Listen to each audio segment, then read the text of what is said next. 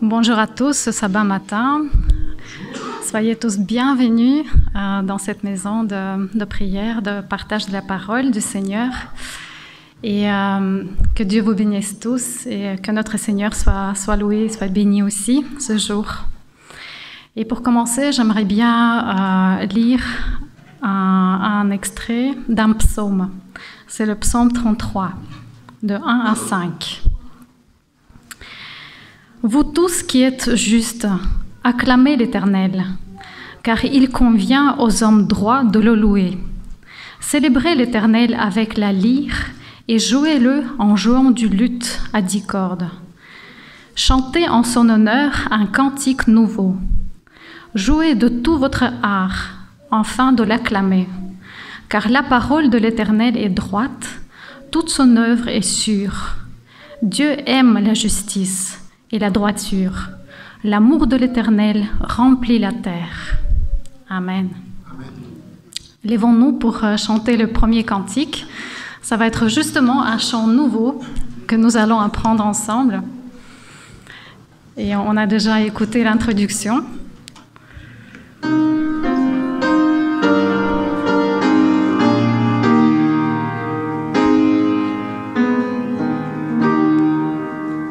Sous ton regard, notre Père, tu vois ton peuple rassemblé.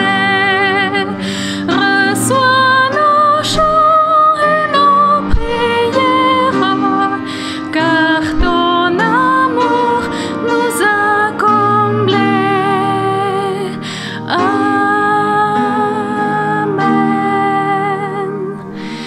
Fais-nous sentir par ta présence que nous avons besoin de toi.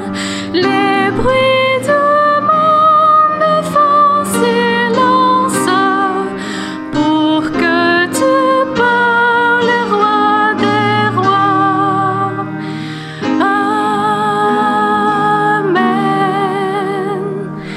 De ton esprit remplis mon âme pour mieux te suivre tous les jours. Ravive en nous comme une flamme le zèle du premier amour.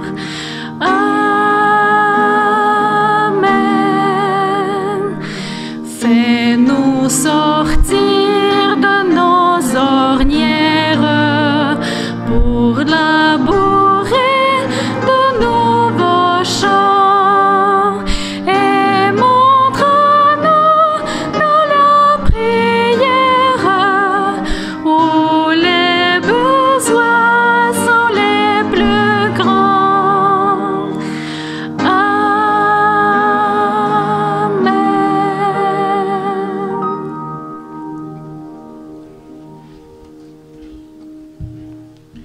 Prions. Seigneur, notre Père, notre Dieu, quelle chance de pouvoir nous retrouver encore un sabbat tous ensemble ici ce matin pour louer ton nom, pour t'adorer, Seigneur, pour t'ouvrir la porte de nos cœurs de façon toute spéciale et laisser que ton esprit vienne nous parler. Seigneur, nous t'avons demandé déjà une portion de ton Saint-Esprit pour que ton serviteur, que tu t'es choisi ce matin pour livrer ton message, puisse être inspiré. Mais nous te demandons, Seigneur, encore une double portion pour chacun de nous ici ce matin. Tu connais nos fardeaux, tu connais nos besoins, tu connais, Seigneur, nos joies, les raisons pour lesquelles on peut pleurer ou sourire. Mais Seigneur, quoi que soit l'état avec lequel nous avons franchi la porte de cette église ce matin, prépare nos cœurs à recevoir ton message. Prépare, Seigneur, nos cœurs et nos esprits à être en ligne avec ta volonté.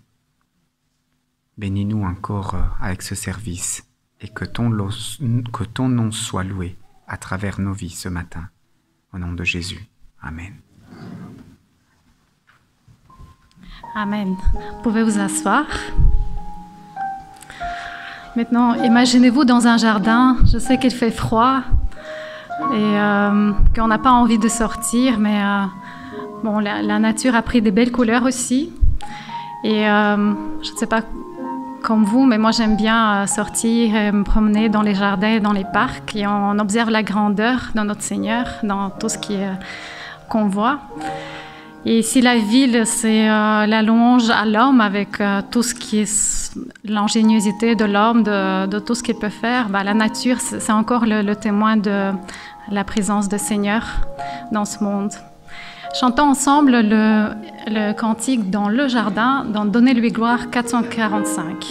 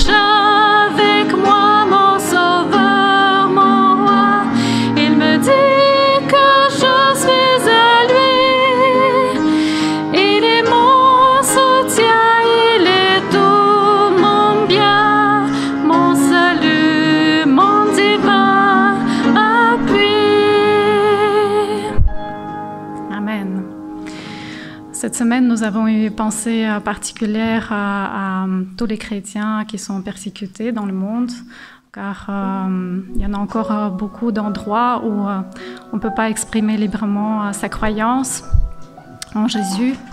Et depuis toujours, il y a eu des persécutions, en commençant par les apôtres aussi. Et donc, nous savons que Dieu nous promet de changer toutes les pleurs et les larmes en allégresse, en joie. Et c'est ça que nous allons chanter dans le chant suivant, Jeune et vieux, dans J'aime 237.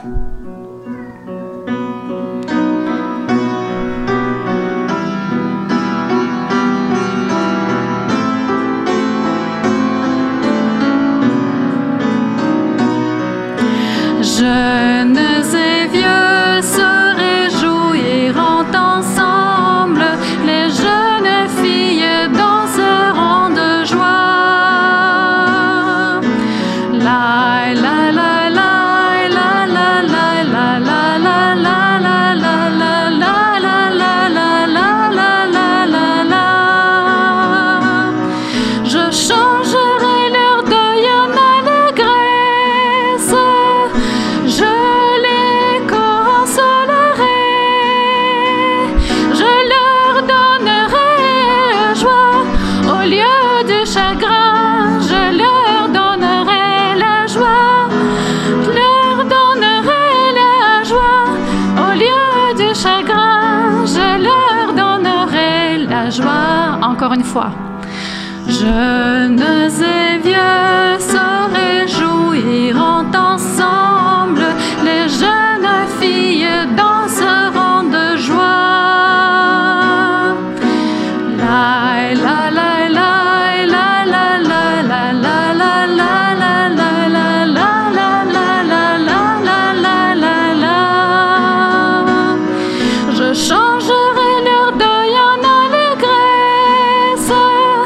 Je les consolerai, je leur donnerai la paix au lieu du chagrin. Je leur donnerai la joie, je leur donnerai la paix au lieu du chagrin. Je leur donnerai la joie. Amen.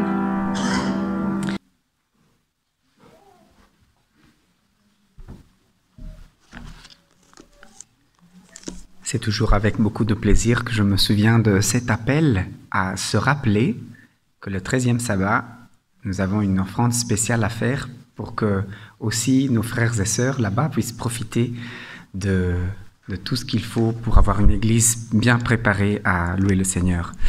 Nous allons maintenant prendre nos Bibles et lire dans Romains chapitre 12, le verset 2. Qui sera la base, ou le point de départ plutôt, pour la réflexion que notre cher Nelson partagera avec nous ce matin. Romains chapitre 12, verset 2. Ne vous conformez pas au siècle présent, mais soyez transformés par le renouvellement de l'intelligence, afin que vous discerniez quelle est la volonté de Dieu, ce qui est bon, agréable et parfait. Que le Seigneur bénisse la méditation sur sa parole et nous allons accueillir Nelson pour le partage du message.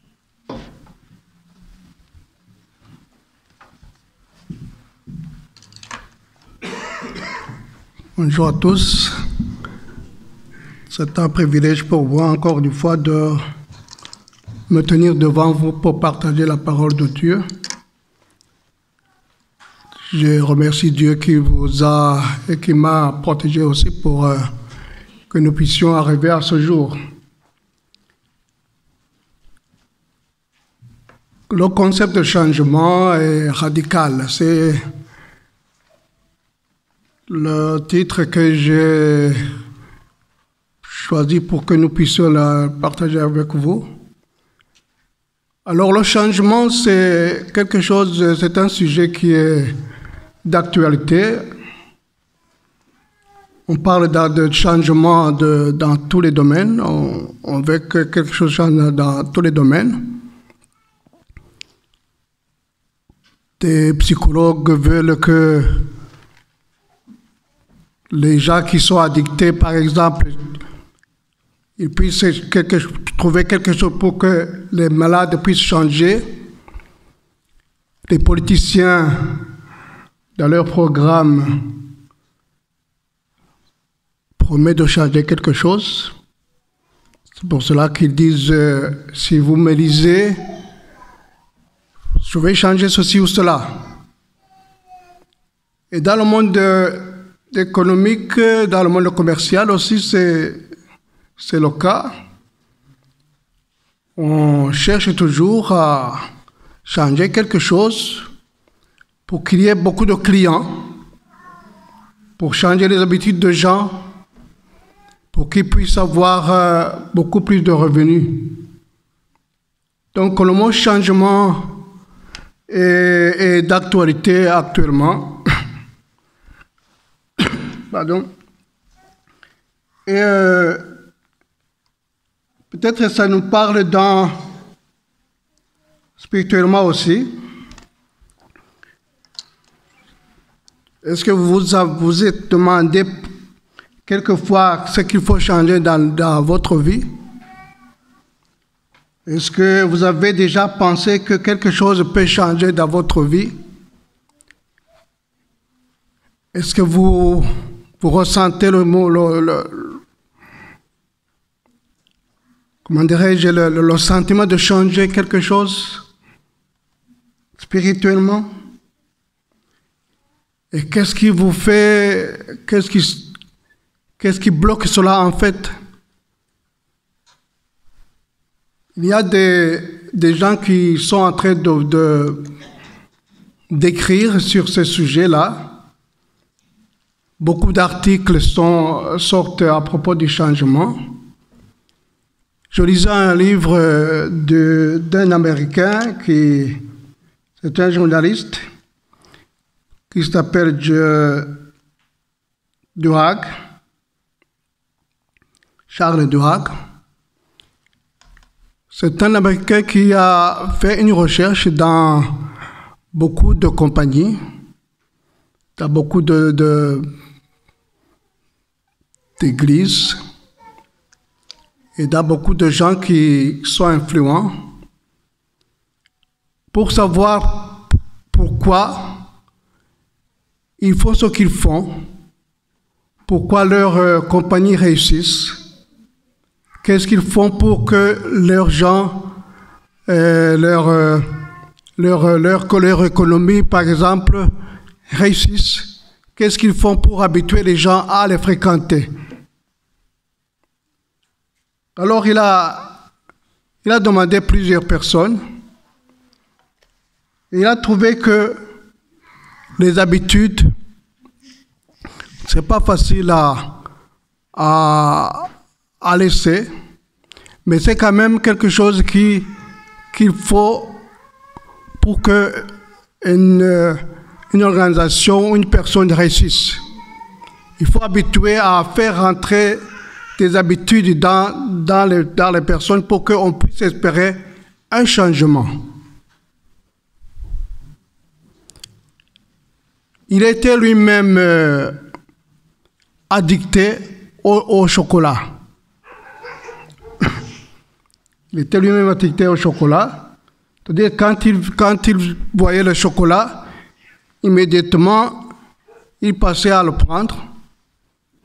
Et pourtant, son médecin lui disait qu'il faut un peu diminuer le sucre.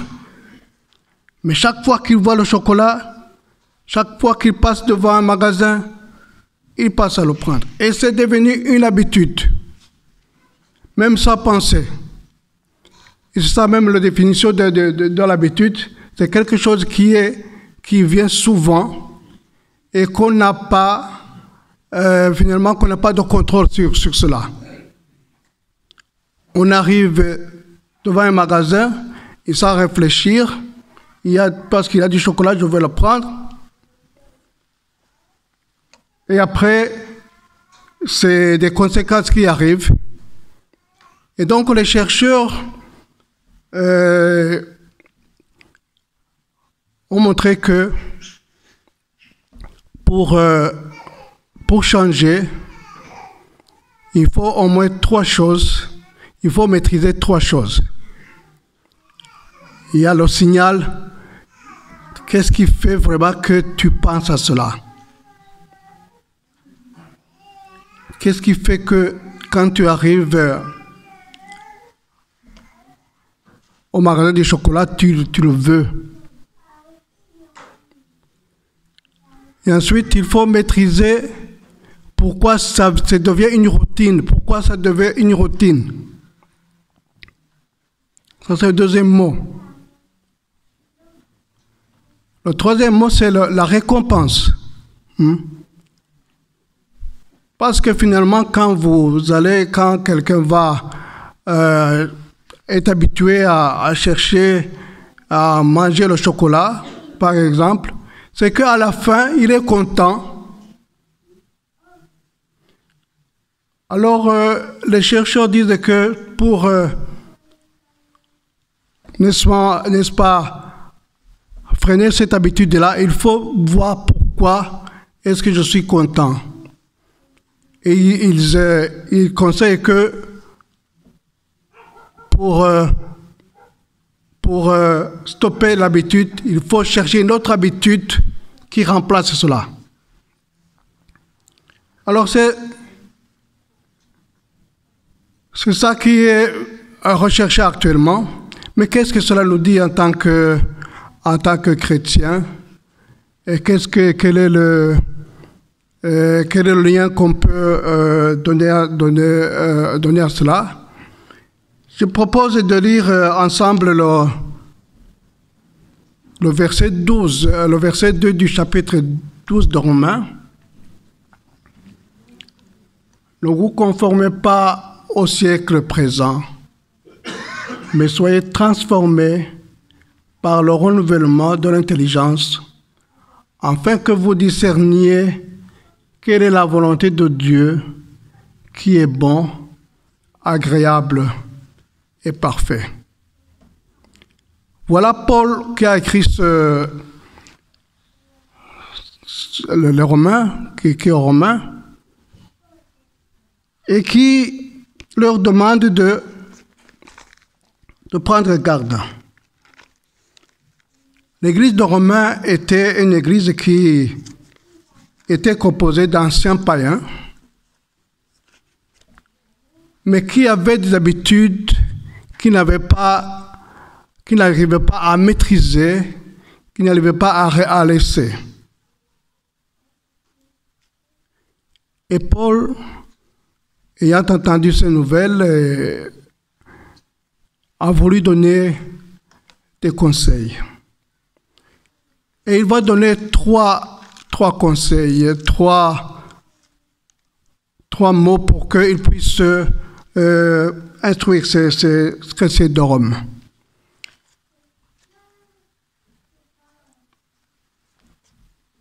La première chose qu'il leur dit, ne vous conformez pas au siècle présent.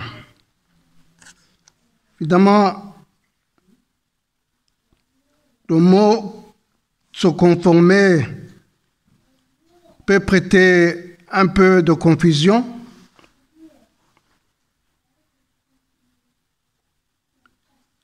Qu'est-ce que c'est le mot? Qu'est-ce que cela veut dire être non conformiste? C'est un mot qui vient du grec, schématizo.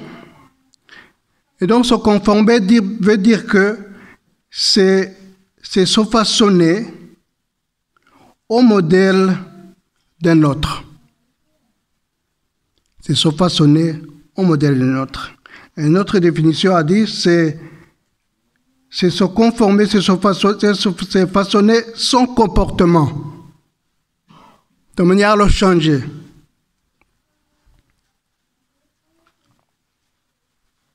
Ne vous conformez pas au monde. Et le mot monde ici aujourd'hui, le mot monde peut signifier beaucoup de choses aussi. Ça signifie le système mondial, les pratiques et les normes de ceux qui n'ont pas Dieu. Et donc Paul leur demande de ne pas se conformer au monde qui vivait dans le temps. Et alors que nous réfléchissons à cela, pensons à le monde à nous, actuellement. Si c'était Paul, si Paul devrait venir aujourd'hui, qu'est-ce qu'il nous dirait?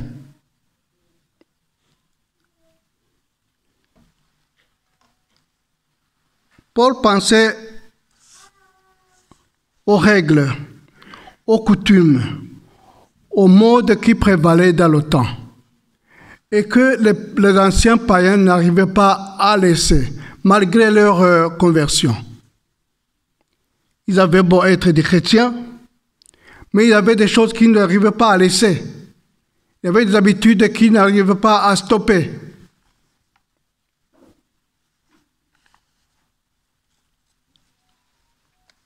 Et voilà que Paul leur demande de ne pas se conformer au monde. Ce mot est utilisé dans la Bible dans peu de fois. Et si vous regardez dans 1 Pierre, chapitre 1, verset 14,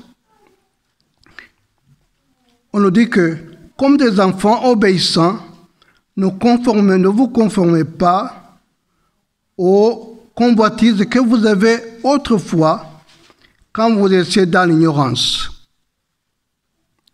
Et c'est le même mot schématisé qui revient. Et que Pierre aussi emploie. Que les gens n'arrivaient pas à stopper les choses, les coutumes, les habitudes qu'ils avaient laissées dans le paganisme. Il y a quelqu'un qui a fait un commentaire.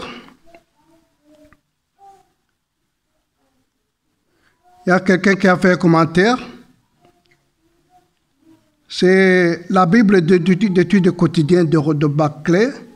Il a dit, en fait, Paul dit, n'essayez pas d'adapter votre vie à tous les modes de ce monde. Ne soyez pas comme un caméléon qui prend sa couleur dans son environnement. Vous voyez l'image de caméléon là-bas. Un caméléon, on le connaît pour deux choses principalement. Le caméléon change de couleur de là où il est. Sur les feuilles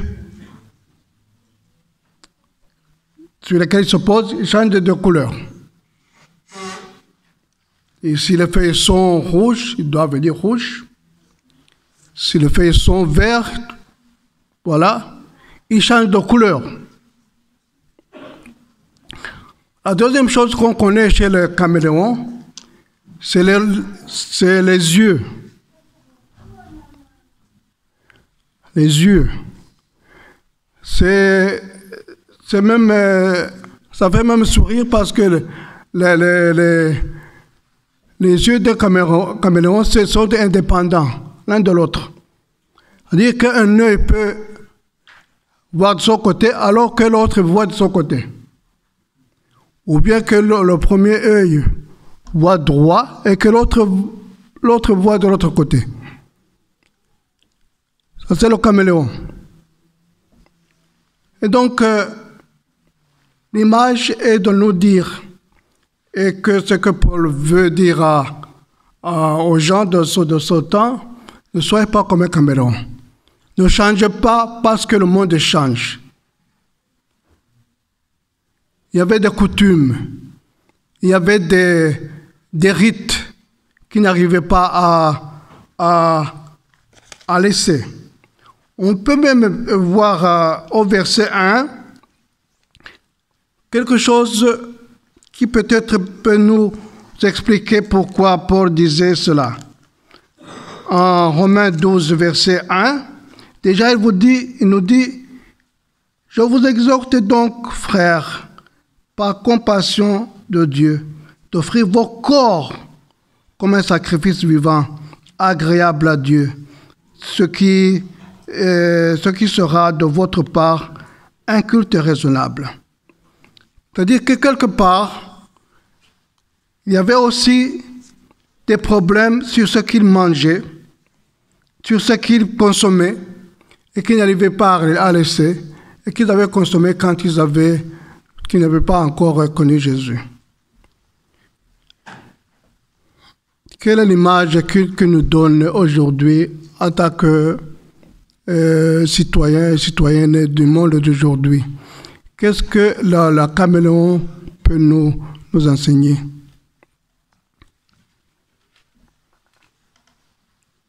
Alors, la deuxième chose que Paul leur demande, c'est de se laisser transformer, de laisser Dieu transformer votre esprit.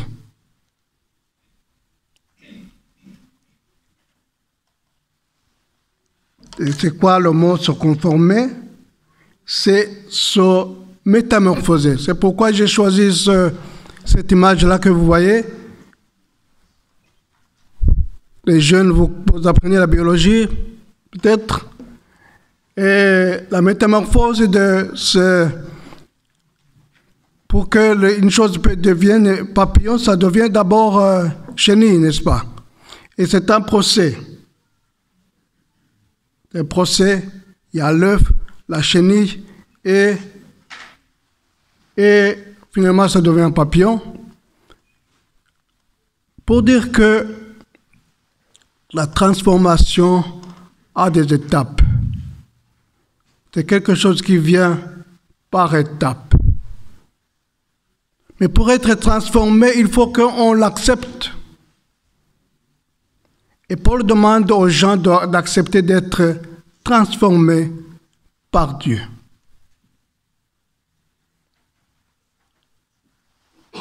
Est-ce que aujourd'hui nous voulons vraiment venir à Dieu et demander d'être transformés par lui?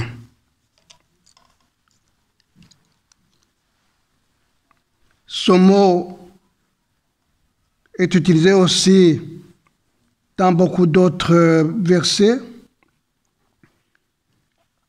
mais transformer veut dire que quelqu'un puisse se regarder, se faire une évaluation sans s'excuser. Qu'est-ce qui a fait que je fais ce que je fais aujourd'hui?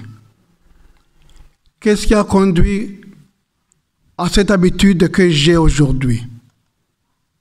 Vous savez, on a connu Dieu, on a connu Jésus, mais il peut y avoir beaucoup de choses que nous n'avons pas encore laissées. Et c'est à nous de penser à cela. Est-ce que je n'ai pas encore des choses que je ne suis pas encore laissées?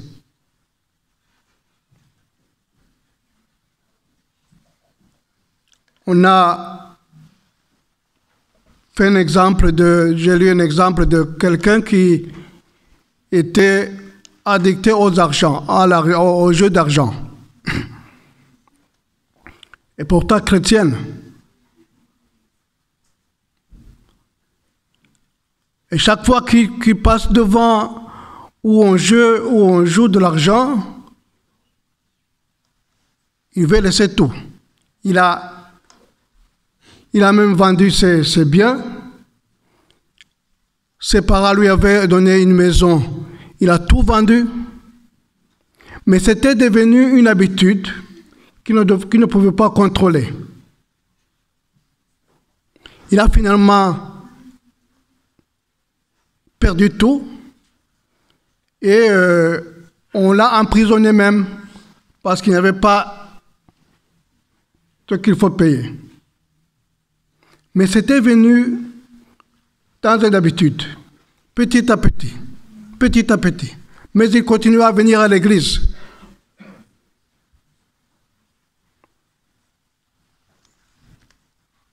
Laissons Dieu transformer notre vie. Laissons-nous transformer. C'est très important. La troisième chose que Paul va dire,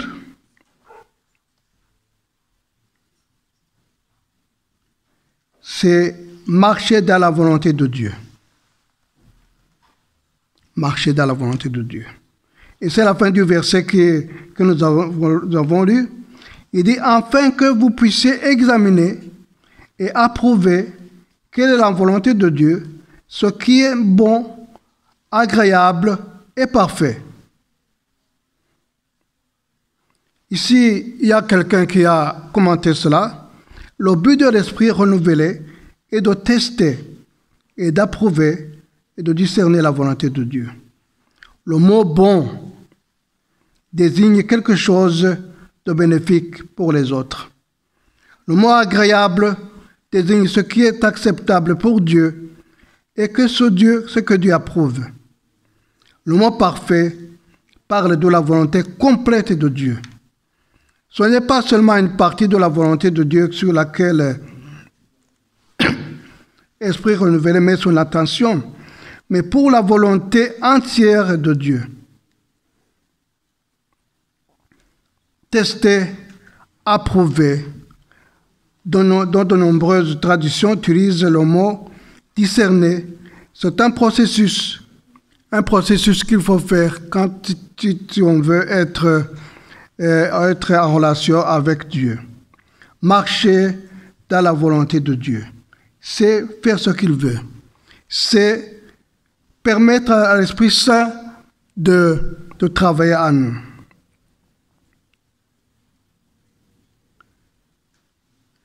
Et la bonne nouvelle, c'est que cela est possible. Cela est possible de changer. Cela est possible de changer nos habitudes.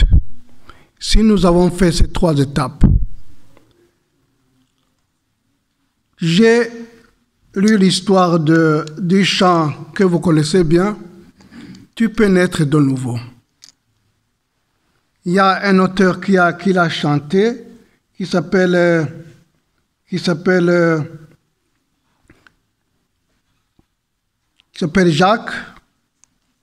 Jacques Whitney. Jacques Whitney, auparavant, il ne chantait pas les chants religieux. C'était quelqu'un qui voulait être un star. Et qui avait fait, tout le monde le connaissait, et qui chantait des chants mondains. Mais après, il a rencontré quelqu'un qui lui a dit, moi je me suis converti au christianisme. Il a dit, quoi?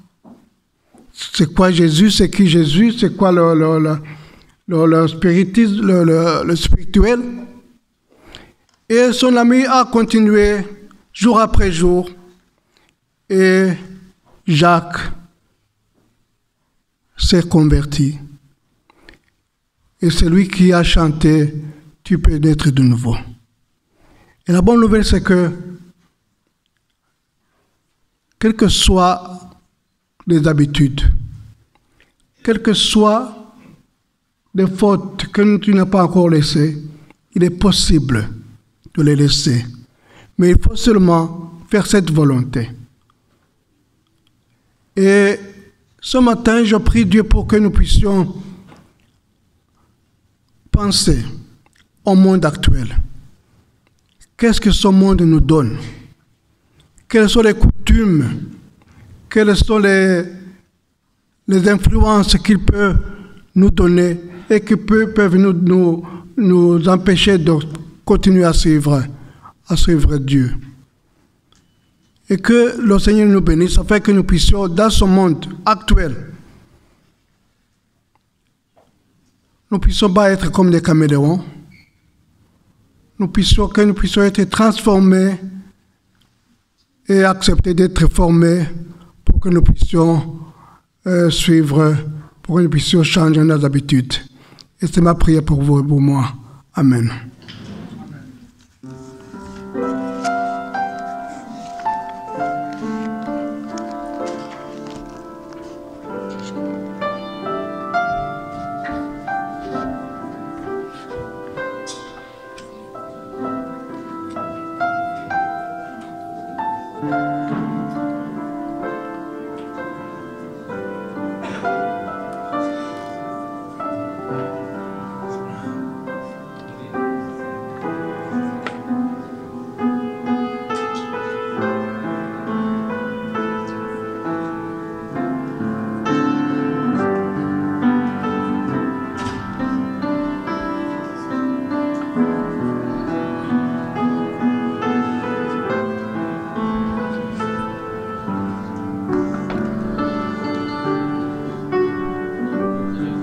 Merci à Nelson de nous avoir rappelé qu'avec Jésus, nous pouvons changer et être changés.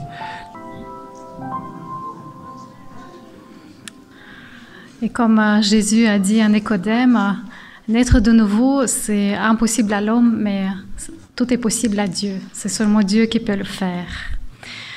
Nous allons chanter ensemble le cantique « Tu peux naître de nouveau » dans « Donnez-lui gloire » 392. Nous pouvons nous lever pour ça.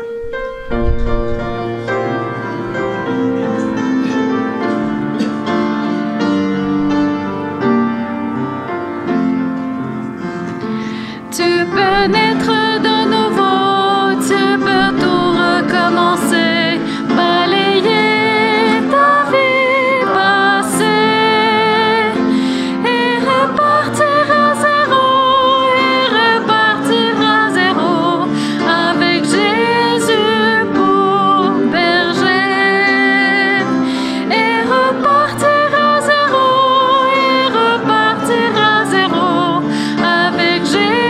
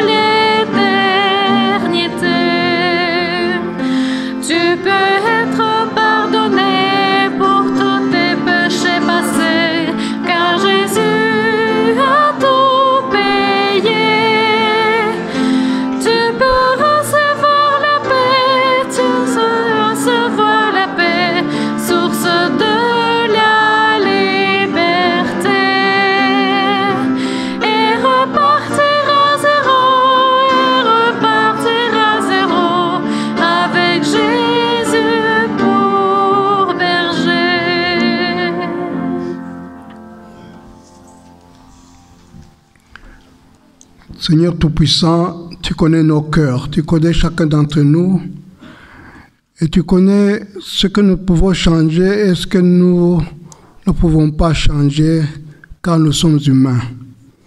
Seigneur, donne-nous cette force d'être transformés par toi et que chaque fois nous puissions compter sur toi pour que nous puissions laisser nos anciennes habitudes.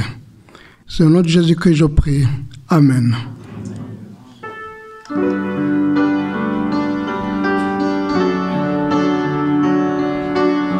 Que la grâce de Jésus, donnez-lui gloire, 251.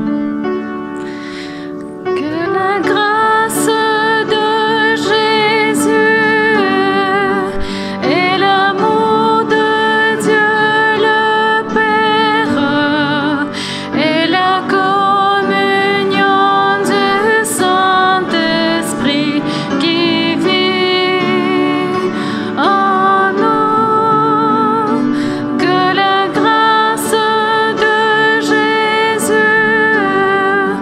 et l'amour de Dieu le Père et la communion du Saint-Esprit en nous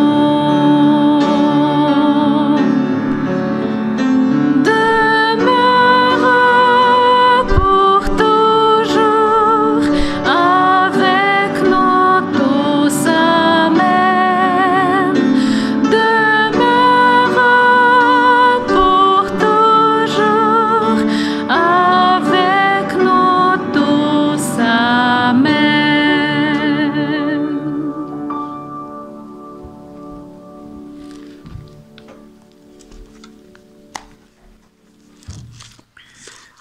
Recevons encore un mot de bénédiction que nous trouvons dans Éphésiens chapitre 3, les versets 20 et 21. Or à celui qui peut faire par la puissance qui agit en nous infiniment au-delà de tout ce que nous demandons ou pensons, à lui soit la gloire dans l'Église et en Jésus-Christ, dans toutes les générations, au siècle des siècles. Amen. Que votre sabbat et votre semaine soient bénis.